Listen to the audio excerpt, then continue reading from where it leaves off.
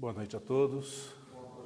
Que seja uma noite bem proveitosa para cada um de nós e que possamos sair daqui bem fortalecidos, revigorados, para que amanhã, no nosso dia a dia, estejamos com força máxima para enfrentar as nossas atribulações, nossas dificuldades. Hoje nós vamos falar sobre o 24º livro trazido pela psicografia de Francisco Cândido Xavier, através do Espírito André Luiz, que é Obreiros da Vida Eterna. Esse livro foi escrito em 1946. Se não me engano, é o 5º livro da série André Luiz que retrata a vida no plano espiritual. Uma das maiores curiosidades do ser humano é saber como que é a vida do lado de lá, né? E muitos falam assim: não veio ninguém do lado de lá para nos contar como que era. Lê do engano. Vieram e muitos. Aliás, muitos encontram-se ainda junto de nós. Muitos que partiram do plano físico ainda continuam aqui, misturados a nós e vivenciando os dramas que são inerentes a cada um. Em Obreiros da Vida Eterna, fala-se muito das consequências das ações que foram tomadas aqui no plano físico. Se a gente recuar 150 anos, 200 anos na história da humanidade, a gente vai perceber o quão ignorante na esfera religiosa nós éramos. Eu falo nós porque seria muito simples dizer, o povo de antigamente era ignorante. Mas como nós somos reencarnacionistas, nós bem sabemos que o povo de antigamente éramos nós mesmos, né? Em outra roupagem. Então, muitas vezes, escondidos por trás da religião, que era totalmente adulterada, né? O nosso cristianismo foi totalmente mal interpretado e utilizado para fins escusos, que fez com que a humanidade entrasse num torvelinho de sofrimentos, e sofrimentos inenarráveis. Se nós já tivemos contato nos bancos escolares um pouquinho sobre a Inquisição, né, sobre a Idade Média, a gente vai ver quão trevoso, quantas dificuldades haviam nessa época. Imagine o que acontecera com essas pessoas que ali viveram, que cometeram crimes em nome da religião. Ou seja, isso era só um pretexto, né? Era só uma desculpa e bem esfarrapada ainda. Hoje nós bem entendemos. Mas antigamente, pela opressão, pelo poder, fazia-se muito para adquirir o poder temporário, a fortuna temporária, ou então satisfazer seus gozos particulares. Nós vamos ver nesse livro a história de muitos espíritos que passaram por sofrimentos grandiosos do lado de lá. Obreiros da Vida Eterna, esse título quer dizer o quê? Obreiros são trabalhadores. Trabalhadores da onde? Da vida eterna. Ou seja, tanto aqui do plano físico quanto do plano espiritual.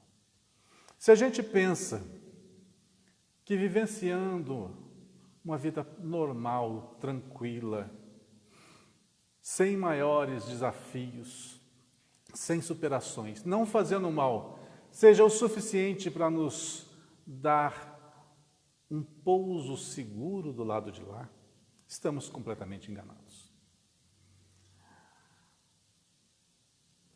Nós vamos ver nesse livro que os obreiros são escassos, porque a humanidade é muito sofredora.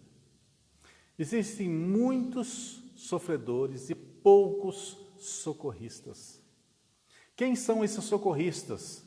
São aquelas pessoas que já despertaram, que já compreenderam a grandiosidade da vida, o sentido da vida, que já compreenderam que ajudando um ao outro, tirando nossos irmãos que faliram do charco, é que nós estamos construindo esse planeta, construindo essa civilização. Nada acontece individualmente. Aqueles que têm um pouquinho já começam a trabalhar, já começam a buscar e a intensificar o aprendizado na prática. Esses obreiros retratados nesse livro estavam em excursão no plano espiritual inferior, socorrendo espíritos que estavam totalmente decaídos, em situações lastimáveis.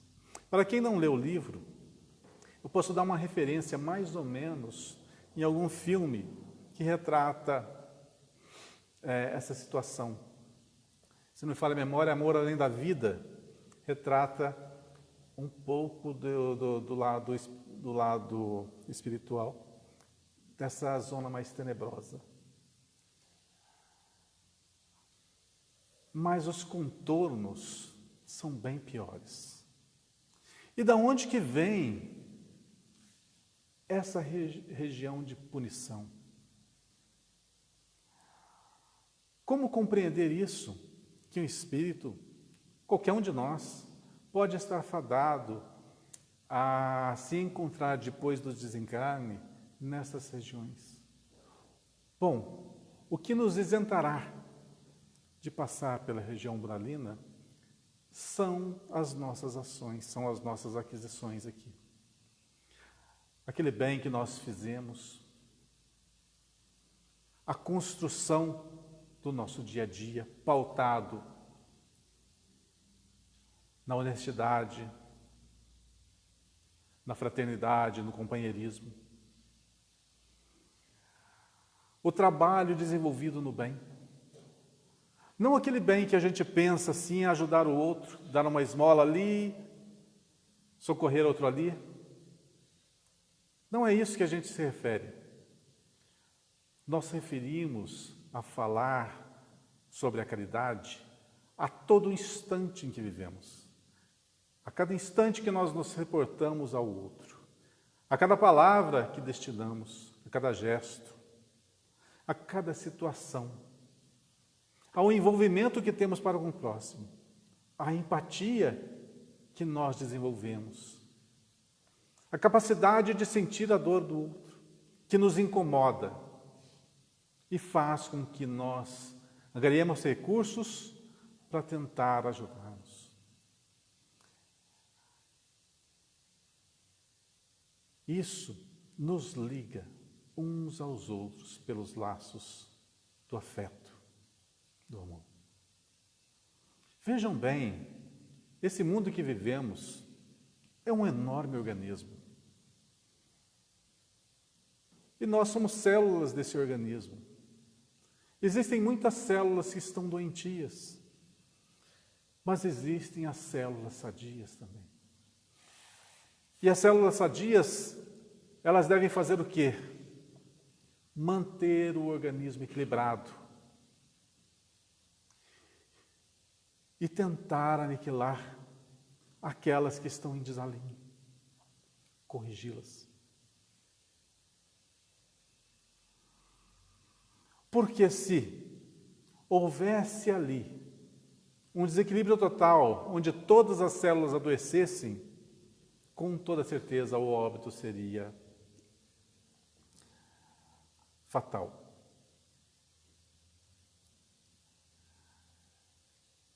Nós, se nos consideramos células sadias, se hoje temos na nossa compreensão o que é a honestidade, o que é o amor, o que é a caridade, devemos vivenciá-la. Cada um com as suas características, cada um com a sua individualidade, mas cada um ativo no bem. Aqui retrata uma história de um ex-sacerdote que, nessa época medieval, né, nessa época da Idade Média, se perdera em inconfessáveis ações. Aos olhos da coletividade, era uma pessoa santa, era uma pessoa voltada ao bem, um sacerdote do bem, um sacerdote da igreja.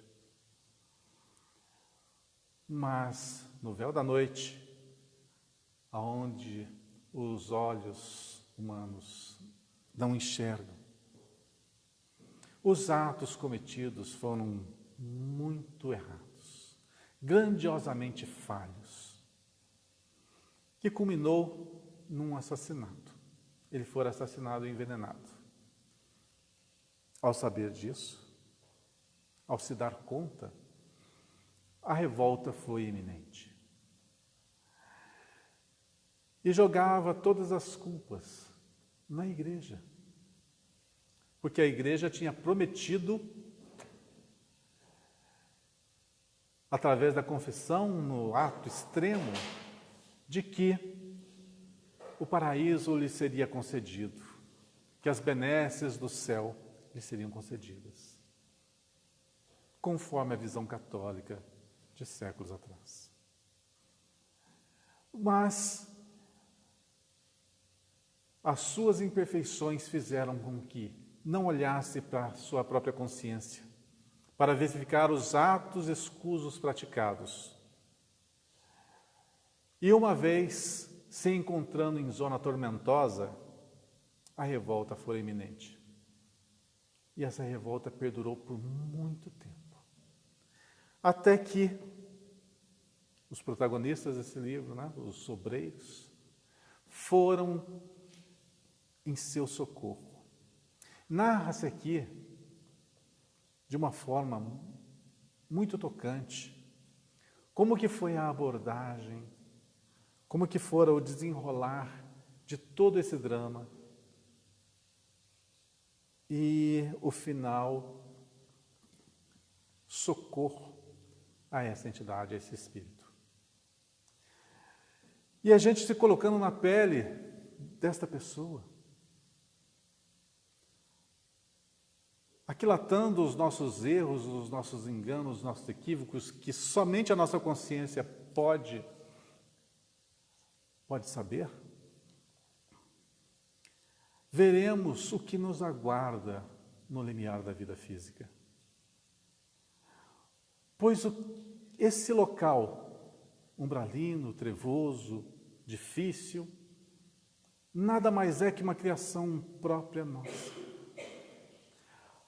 Ao sairmos daqui do plano físico, o que nos faz superar essa zona umbralina são as nossas aquisições. O bem que nós fizemos e o mal que nós não cometemos. O endividamento que não contraímos. E a vontade de ser ativos no bem. Não esperar benesses sem o devido merecimento. Não esperar um céu de contemplação e ociosidade, mas sim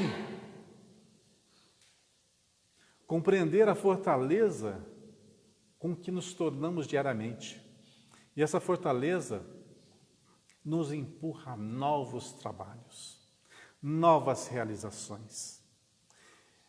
E se buscamos a felicidade tão almejada, a felicidade, aquela que jamais se apartará de nós, só vamos consegui-la através da superação, através do trabalho, através da melhoria íntima, através do aprendizado. Cada vez que aprendemos, que superamos, uma dose grandiosa de felicidade nos invade, que é natural do nosso ser. Cada vez que superamos uma limitação, nos tornamos mais fortes, mais confiantes. E por que, na nossa vida eterna, nós não agimos desta forma? Sabemos que em nosso psiquismo ainda jaz essa ideia do céu de ociosidade, de facilidades e de gozos infinitos, do mínimo esforço e do máximo de recompensa. Ainda temos gravados isso em nosso psiquismo, resultado de séculos e séculos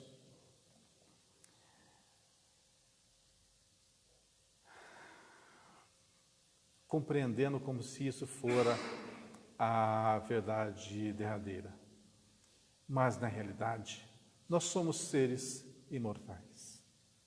Seres que a cada reencarnação adquirem um pouquinho mais de conhecimento, um pouquinho mais de força. E chega-se a uma fase da nossa história aonde o despertamento se dá de verdade, aonde a gente compreende quem que nós somos, o que nós somos, de onde viemos e para onde vamos. Porque séculos atrás não tínhamos a menor noção sobre isso. Sabedores dessa realidade, nos tornamos muito mais responsáveis perante esse universo. Sabemos que não há como esperar gozos fáceis. Sabemos que não há como obter pela força aquilo que nós queremos. Sabemos que nem sempre aquilo que nós queremos é o melhor para nós. Sabemos que precisamos fazer urgentemente a nossa reforma íntima, que é retirar de dentro de nós tudo que é ruim, tudo que nos atrasa a marcha evolutiva e colocar em seu lugar novas aspirações, novas conquistas, novas realizações. Nós hoje já compreendemos que somos uma potência e que podemos tudo. Muitas vezes nós esquecemos aquela máxima de Jesus que dizia que tudo aquilo que ele fizera, nós também poderíamos fazer, e muito mais. Hoje somos sabedores de que somos alunos. E o conhecimento que nós vamos aquilatar depende exclusivamente de nós, da nossa vontade. Como superar as nossas más tendências? A resposta está no Livro dos Espíritos. Através de uma movimentação quase insignificante. O que nos falta é vontade, simplesmente vontade. E nós vivemos numa fase de transição do nosso planeta, onde nós temos condições agora de estudar, de trabalhar, de escolher a nossa profissão, de escolher a nossa religião, de escolher aqueles que vão estar à nossa volta, de escolher até o país que queremos morar. Antigamente, tinha-se essa liberdade toda? De forma alguma. Eram poucos aqueles que estudavam. E o estudo ainda era limitadíssimo. Hoje, ampliado do jeito que está, depende exclusivamente de nós, o roteiro da nossa vida. E é com muito pesar que a gente ouve, que a gente vê por aí afora, que as escolhas são péssimas. Crimes bárbaros ainda são praticados. Violências de todos os matizes. A cultura sendo relegada ao esculacho. As músicas, à depravação.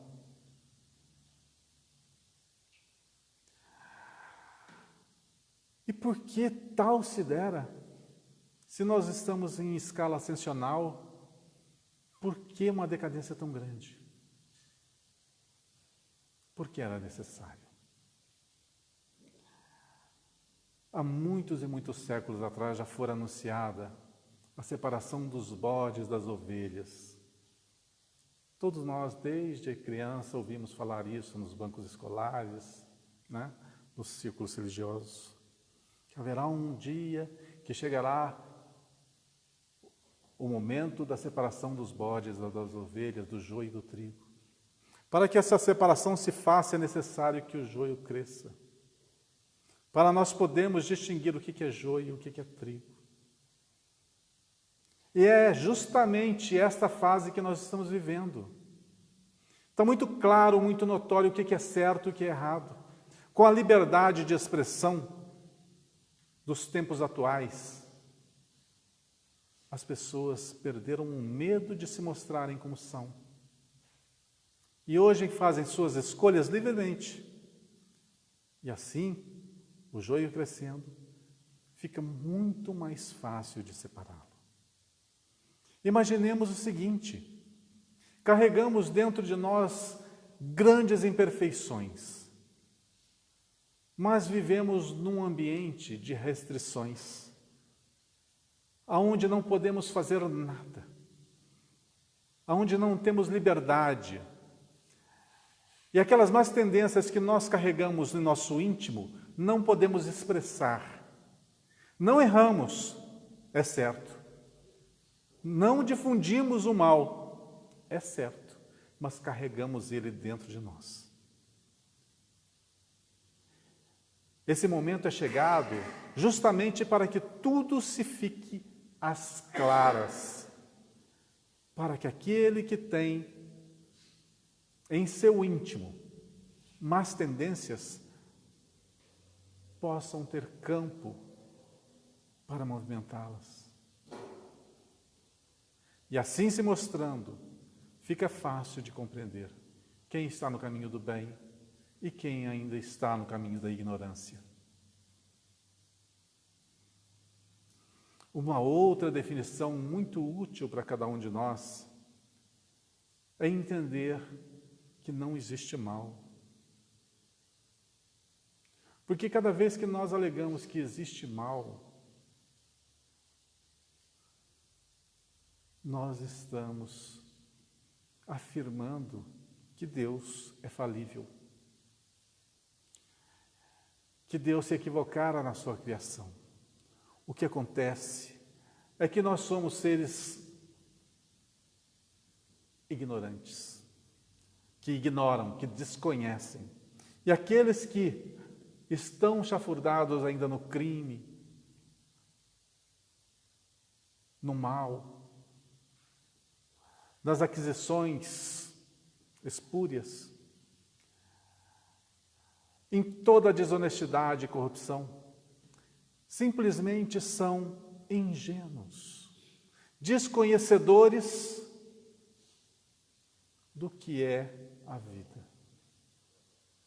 E para estes, o que é reservado? O contato direto com sua própria consciência, que são as zonas purgatoriais. Não existe local de punição eterna. Existe local aonde a consciência pode se expressar, dar asas. E a gente já viu que essas zonas são terríveis. Porque a consciência dessas pessoas são iguais. Pois esses locais são criação de suas mentes desequilibradas.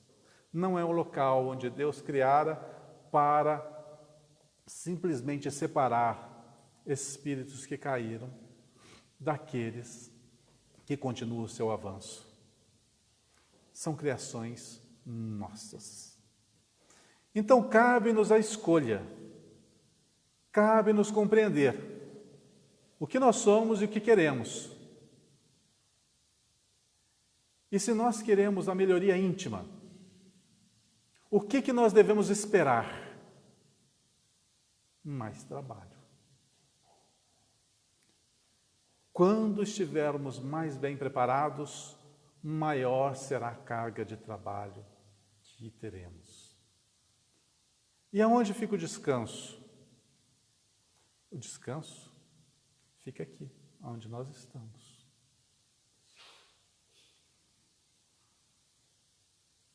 Para muitos espíritos, estar encarnados é uma bênção. É o seu refúgio. É o local aonde podem viver em paz. Porque do lado espiritual a consciência lhes massacra realmente. Então a oportunidade de estar reencarnado é muito importante para cada um de nós. Nós não sabemos os crimes que já cometemos, as atrocidades que já foram praticadas por nossa mente desequilibrada. Não nos lembramos. Imagine se lembrássemos. Então, estar nesse período de repouso junto à matéria é uma oportunidade ímpar de nós corrigirmos nossos desatinos pretéritos. Construir agora um novo campo muito mais equilibrado, destruindo assim as construções criminosas do pretérito. É assim que se avança. Não fomos melhores do que somos hoje. Nunca fomos melhores. A partir do que nós entendemos sobre cada um, podemos aquilatar como éramos no pretérito. Então, cabe a cada um de nós uma nova construção para que as cinzas do passado realmente sejam espalhadas ao vento e não possam mais nos atormentar.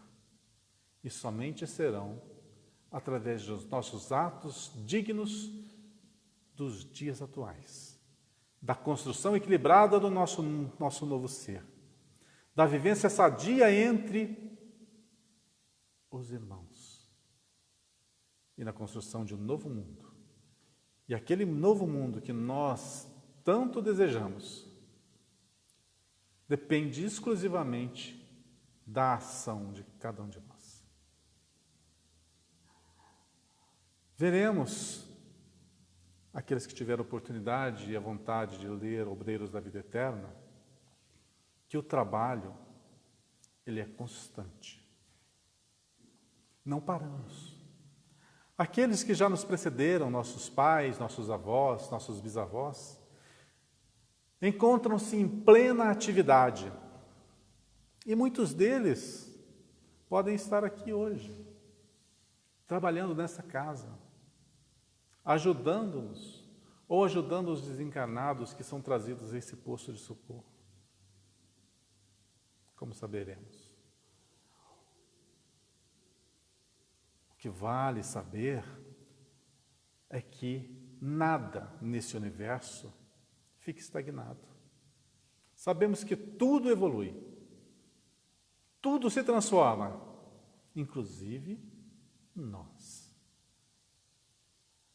Agora, não estacionemos, não esperemos ociosidade, não esperemos gozos fáceis, pois isso não faz parte desse universo. Um dos exemplos, para eu terminar, bem marcantes desse livro aqui, conta uma narrativa de um espírito iluminado, altamente iluminado, que estava dando sua preleção e falava assim, que ele já tinha alcançado um certo nível evolutivo, muito acima dos demais, e que ele tinha horror, um certo horror, das zonas trevosas, daqueles espíritos endividados, daqueles espíritos assassinos, daqueles espíritos que contraíram grandes débitos. E ele se esforçava cada vez mais para subir, melhorar, aperfeiçoar. Chegou uma certa etapa da sua vida no plano espiritual que ele notou um grande sol baixando no horizonte e indo para as zonas trevosas. E nesse interim, ele consegue conversar com um desses trabalhadores que estavam baixando, né, das zonas trevosas, e ele disse o quê? Que era Jesus, que estava indo às zonas trevosas para socorrer, para minimizar as dores daqueles que lá estavam. Jesus, que é o ser maior que já pôs os pés nesse planeta, descia das alturas para socorrer aqueles mais perdidos. E aí ele bem compreendeu que para ser maior tinha que ser servo de todos. O exemplo de Jesus do passado voltar para que outros compreendessem que nós não devemos deixar ninguém para trás. Se aspiramos ser obreiros da vida eterna, saibamos que o compromisso do amor, o compromisso para com o próximo, inicia-se hoje e se estende por toda a eternidade. Que Deus nos abençoe.